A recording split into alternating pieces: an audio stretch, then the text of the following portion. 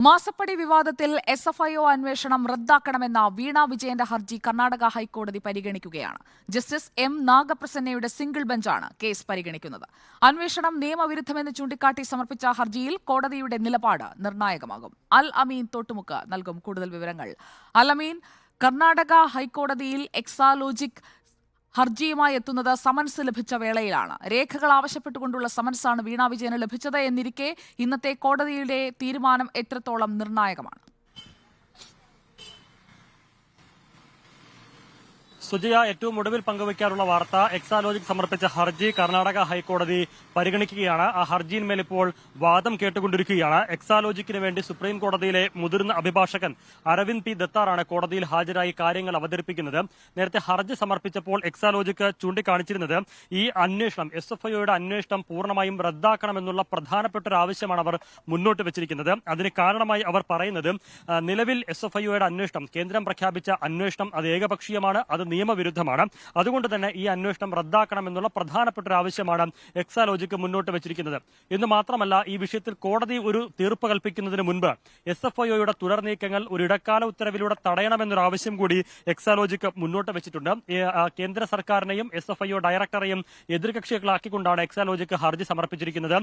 കഴിഞ്ഞ വ്യാഴാഴ്ചയാണ് ഈ വിധത്തിലൊരു ഹർജിയുമായി എക്സാലോജിക്കും വീണ വിജയനും കർണാടക ഹൈക്കോടതിയെ സമീപിച്ചത്. അത് കേസ് ആദ്യം ഇന്ന് രാവിലെ 10:30 വാദം കേൾക്കാനായിരുന്നു തീരുമാനിച്ചിരുന്നത്. പിന്നീട് വിശദമായ വാദം കേൾക്കണമെന്നുള്ള ഒരു അടിസ്ഥാനത്തിൽ 2:30 മാറ്റിവെച്ചു. എന്ന് മാത്രമല്ല, മറ്റൊരു ഡിവിഷൻ ബെഞ്ചിൽ കേസ് പരിഗണിക്കാനുണ്ടായിരുന്ന ജസ്റ്റിസ് എം നാഗപ്രസന്ന ഈ കേസ് പ്രധാനപ്പെട്ടതാണെന്നും അടിയന്തര പ്രാധാന്യത്തോടുകൂടി പരിഗണിക്കണമെന്നുള്ള കക്ഷികളുടെ ആവശ്യം പരിഗണിച്ച് ആ ഡിവിഷൻ ബെഞ്ചിലെ കേസ് മാറ്റി ഈ കേസ് അടിയന്തര പ്രാധാന്യത്തോടുകൂടി പരിഗണിക്കുകയായിരുന്നു. ഇപ്പോൾ കേസ് കോടതി പരിഗണിക്കുന്നു, എക്സാലോജിക്കിന്റെ വാദം കേൾക്കുന്നു. സ്വാഭാവികമായും എക്സാലോജിക് ഉന്നയിക്കുന്നത് നേരത്തെ ഹർജിയിൽ പറഞ്ഞിരുന്നത് പോലെ തന്നെ ഏകപക്ഷീയമായ ഒരു നടപടിയാണ് എക്സാലോജിക്കിനെതിരായിട്ടുള്ള എസ്എഫ്ഐയുടെ അന്വേഷണം പ്രഖ്യാപിക്കുന്ന കേന്ദ്രത്തിന്റേത്. എന്ന് മാത്രമല്ല, നിയമവിരുദ്ധ സമീപനമാണ് ഇക്കാര്യത്തിൽ ഉണ്ടായിരിക്കുന്നത്. അന്വേഷണം പ്രഖ്യാപിക്കുന്നതിലേക്ക് നയിച്ച അതിനാധാരമായ രേഖകൾ അത് കോടതി വിളിച്ചു വരുത്തണമെന്നൊരു ആവശ്യം കൂടി എക്സാലോജിക്ക് മുന്നോട്ട് വെച്ചിട്ടുണ്ട്. ഏതായിരുന്നാലും വളരെ സുപ്രധാനമായ ഒരു നീക്കമാണ് ഈ വിഷയത്തിൽ എക്സാലോജിക്കും വീണ വിജയനും ഈ ഘട്ടത്തിൽ നടത്തിയിരിക്കുന്നത്. നേരത്തെ ഇൻകം ടാക്സ് ഇന്ററിം സെറ്റിൽമെന്റ് ബോർഡിന്റെ കണ്ടെത്തലുകൾ കമ്പനിക്കെതിരെ വന്നിരുന്നു. അത് ആയുധമാക്കി പ്രതിപക്ഷം വലിയ തരത്തിലുള്ള ആരോപണങ്ങൾ വീണ വിജയനെതിരെ, മുഖ്യമന്ത്രിക്കെതിരെ, എക്സാലോജിക്കിനെതിരെ ഉന്നയിച്ചിരുന്നു.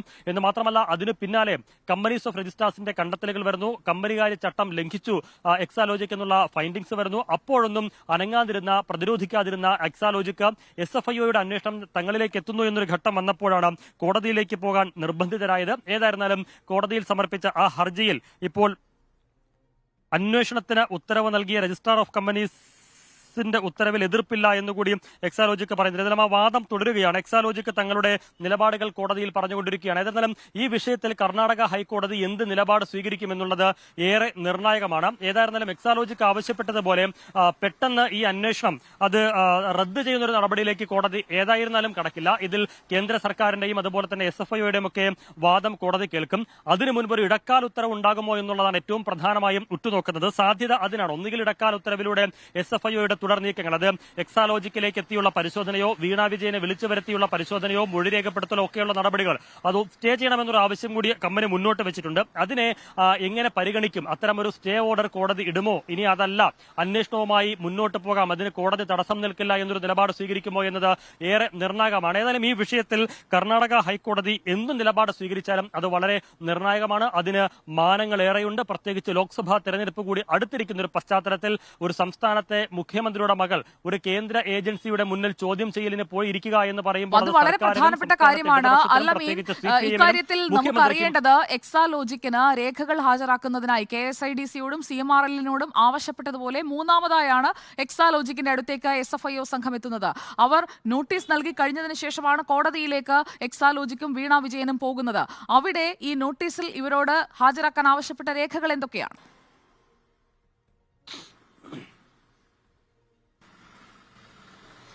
അതായത് എക്സാലോജിക്കിന്റെ പ്രവർത്തനങ്ങൾ സംബന്ധിച്ച് എന്ത് സർവീസാണ് കമ്പനി പ്രധാനമായും നടത്തുന്നത് എന്ന് സംബന്ധിച്ചുള്ള സേവനം സംബന്ധിച്ചുള്ള ഒരു റിപ്പോർട്ടാണ് പ്രധാനമായും SFIO ആവശ്യപ്പെട്ടത്. അതിനോടൊപ്പം തന്നെ കമ്പനിയുടെ സാമ്പത്തിക ഇടപാട് സംബന്ധിച്ചുള്ള രേഖകൾ സമർപ്പിക്കണമെന്നൊരു ആവശ്യം കൂടി SFIO മുന്നോട്ട് വെച്ചിരുന്നു. പ്രധാനമായും കമ്പനിയുടെ പ്രവർത്തനങ്ങൾ, അതായത് ഉയർന്നു വന്നിരിക്കുന്ന ആരോപണം ചെയ്യാത്ത സേവനത്തിന് CMRL നിന്ന് എക്സാലോജിക്ക 1,72,00,000 രൂപ കൈപ്പറ്റി എന്നുള്ളതാണ്.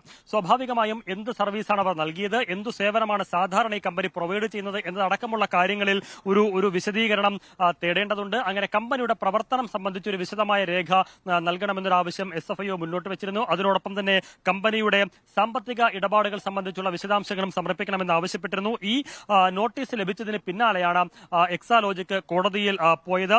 ഇതിപ്പോൾ കോടതിയിൽ വാദം നടക്കുകയാണ്. എക്സാലോജിക്കിന് വേണ്ടി നേരത്തെ സൂചിപ്പിച്ചതുപോലെ സുപ്രീം കോടതിയിലെ മുതിർന്ന അഭിഭാഷകൻ അരവിന്ദ് P. ദത്താറാണ് കാര്യം ഇപ്പോൾ വാദിച്ചുകൊണ്ടിരിക്കുന്നത്. അദ്ദേഹം പറയുന്നത് ഈ നിലവിലെ രജിസ്ട്രാർസ് ഓഫ് കമ്പനീസിന്റെ അന്വേഷണത്തിൽ എതിർപ്പില്ല.